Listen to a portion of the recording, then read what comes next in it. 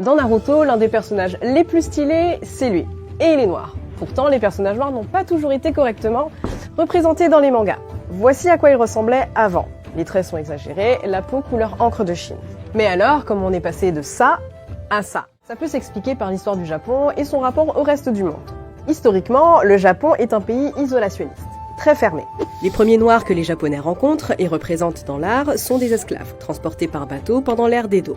En fait, dès cette période, les Japonais sont témoins de la domination occidentale, de l'esclavage, de la colonisation, et ça les choque. Du coup, lorsque les premiers mangas sont publiés au début du XXe siècle, certains récits se veulent humanistes et dénoncent la condition des Noirs.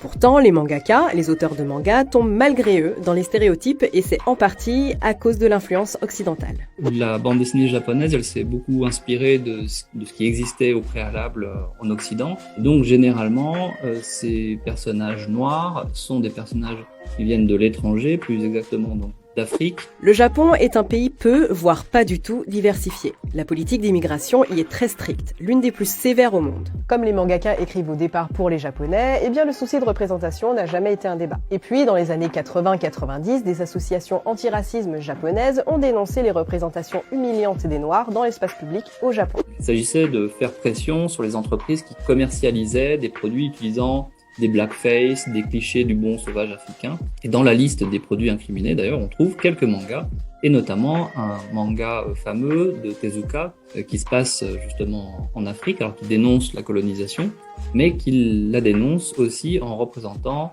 ces Africains sous l'angle du bon sauvage, donc des représentations plutôt méprisantes. Aujourd'hui, la question de représentation raciale n'est toujours pas centrale dans les mangas. L'identité ethnique ou géographique des personnages, noirs ou pas d'ailleurs, est souvent floue. Mais lorsqu'elle est évoquée, c'est pour aborder un sujet concret. Dans l'attaque des Titans, par exemple, il y a ce personnage de Onian Copon. Sa couleur de peau, elle est intéressante ici, parce que c'est lié à son origine géographique. Spoiler alerte. Alors Onian Copon est un personnage qui ne vient pas du même pays que les personnages principaux, et il se bat pour sauver sa propre nation. Là, on a aussi en filigrane une évocation, une forme de domination coloniale, contre laquelle se battrait ce personnage de Onian Copon. Alors bien sûr, il existe encore des personnages plus ou moins stéréotypés. Le noir américain qui ne parle pas très bien japonais et qui aime le rap par exemple.